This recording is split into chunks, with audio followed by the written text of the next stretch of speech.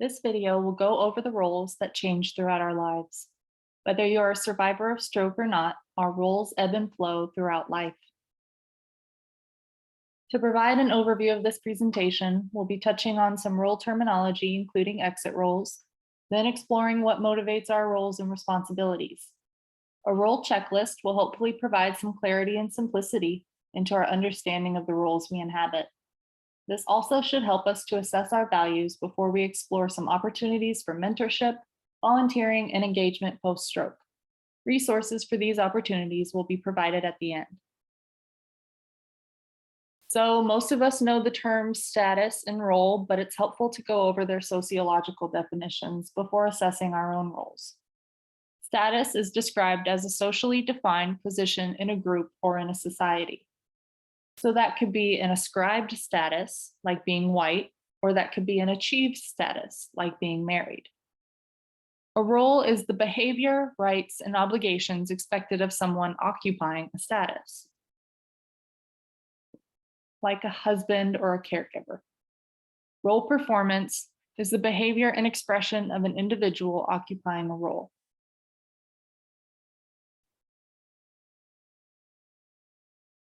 When two or more roles overlap or are incompatibly required, we call that a role conflict. A working mother is an example of this, as the demands of having a career and the demands of caring for a child can often clash. Role strain is similar, however, it is defined as experiencing competing demands within the same role. So that would be the struggle a person might feel in their role as a student juggling multiple classes. Finally, a role exit is when an individual disengages from a role. So the working mother might have to relinquish her caregiving role during working hours in order to maintain her career role.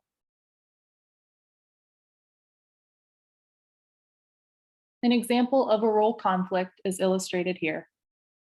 We'll call him Christopher. He has two competing roles as a husband and as a survivor of stroke.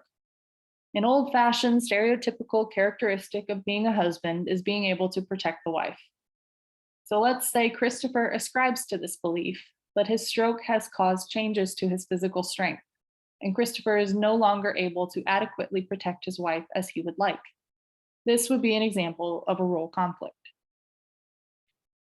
So there's a few questions on the screen here just about exiting roles. One of them is, have you had to modify a role in your life since your stroke? An example of this might be a pet owner needing to set alarms to remind them to feed or walk their animal. Prior to their stroke, maybe they just remembered every single day and they had no issue, and now they just need a little bit of help. Have you ever had to temporarily exit a role or permanently exit a role? A chemist may not have the motor coordination to hold a beaker anymore. So maybe they have permanently or temporarily exited that role. Did you replace it with a new role? That chemist may become a baker. They're transferring their learned skills to new roles. When the roles we value the most change, what should we seek out? So roles can be exited due to a number of reasons. Some of those would be under time, circumstance, changing values, and achievement. So as a parent, you might go from being a full-time caregiver when you're taking care of your newborn, and then maybe your kid is a teenager and doesn't need as much help and you're a part-time caregiver. And then they leave the house and you become an empty nester. Under circumstance, medical diagnosis, injury, and world events, those are all things that can have you exit a role. Changing values as well. That might be one of the reasons why you end a friendship or a marriage. And they can also be for good reasons, like an achievement. Following graduation from high school, you may no longer be a student. Or you might be if you're going to college, but you'd be a college student, which would have different expectations under it than being a high school student. So taking on new roles, I just want us to think about what new roles we've taken on. And this doesn't have to be just post-stroke. This can be just throughout your life. What new roles have you taken on? How have they evolved? Were they what you expected? Were they not? Just kind of give that some thought. Now, to bring some levity to talking about roles, We have a little comic strip here. And the husband says to the wife, change is part of life. Life is one long series of changes. We're always changing, all of us. The only constant in life is change. When you're through changing, you're through. His wife responds, all I said was, can't you just pick one channel and stay with it? All right. So getting back to talking about our roles and talking about roles throughout our lifetime, you've probably been a friend, you've been a child, you've been a student, a driver, an employee, a parent, maybe a spouse. And there's different iterations of each of these different roles, depending on how you value them. So you might have been a stern mother, you might have been a permissive father, you might have been an honor student when you were in school, or you might have been the class comedian. It just kind of depends on your values. So what do you value? Occupations are what we spend our time doing. That might be preparing dinner or leading a meeting or mowing the lawn. Roles are our occupation's functional classification. So when you're preparing dinner, maybe that's because you're a homemaker. When you're leading a meeting, maybe that's because you're a worker or employee. And if you're mowing the lawn, you're maintaining your home. So you're a home maintainer. And roles are taken on according to our values, like I said earlier. So do you value your spouse? Do you value your home? Do you value your health? You probably would value all of those things. We value a lot, so our roles are many, varied, and often at odds. How do you decide your identity? Our roles are often tied to our pride and our identity. When our roles change, our idea of ourselves can change as well, simply because we may no longer fill that role. However, the values that drove and made that role successful are still intact. So remember, roles are a social construct. Pay no mind. By looking at the components of our roles and not their societal implications, we can understand our values and tap into the keys to our pride or our identity.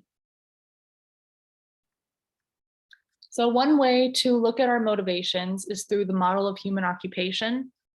This was an occupational therapist, Gary Kiel-Hoffner, who proposed 3 components, and they include volition, habituation, and performance capacity. So volition is kind of just another word for motivation, what motivates us to do something. Habituation is how we turn an occupation into a routine or pattern behavior. And performance capacity is the physical and mental abilities that affect occupational performance. So what do we do when our values or motives stay the same, but our routines or abilities change? Now would be a great time to pull out your role checklist and fill that out. Those are usually readily available online if you can Google role checklist PDF, and they can give you some insight into what matters to you and what roles have been the most important to you throughout your life and what roles you'd like to try out again.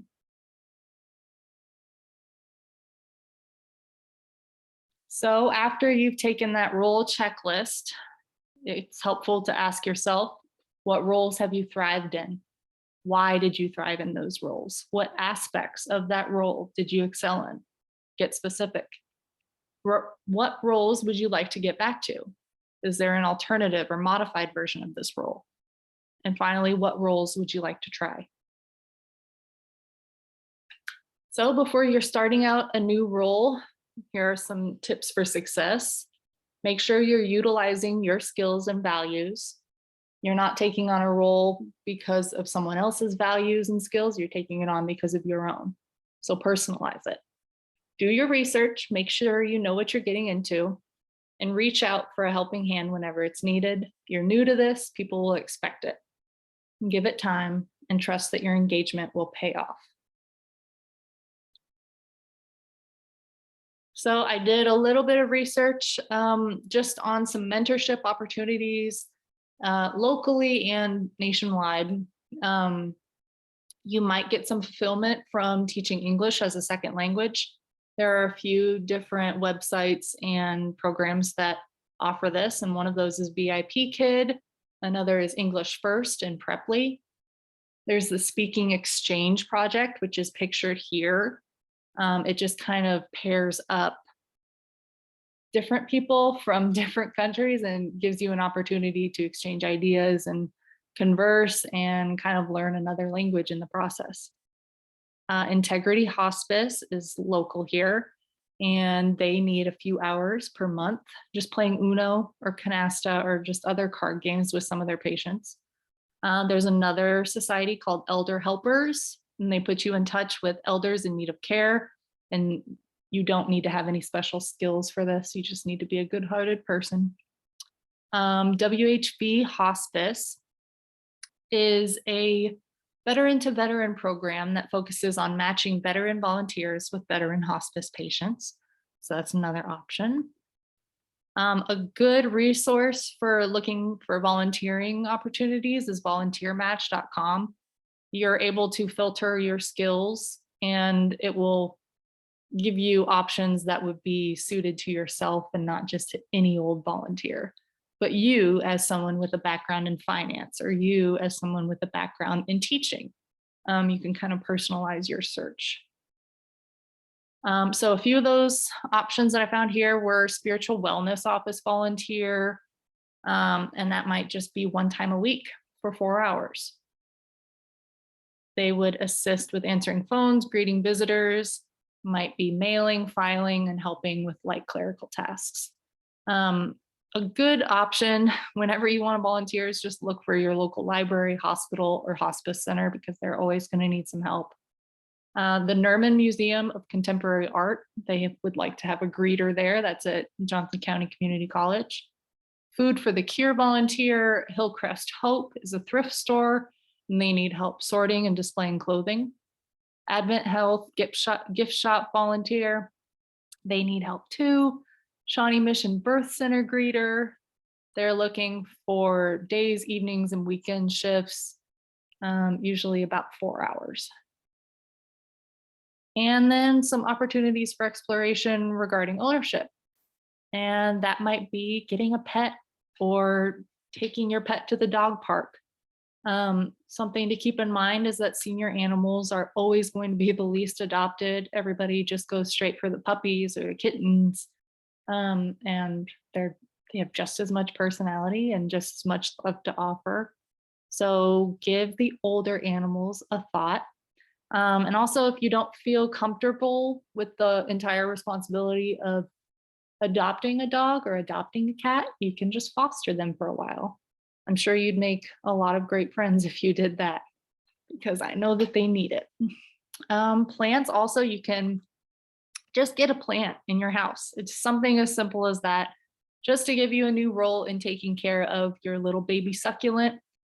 Or if you want to get really crazy, you can get an orchid, but I wouldn't recommend it because I seem to kill them all.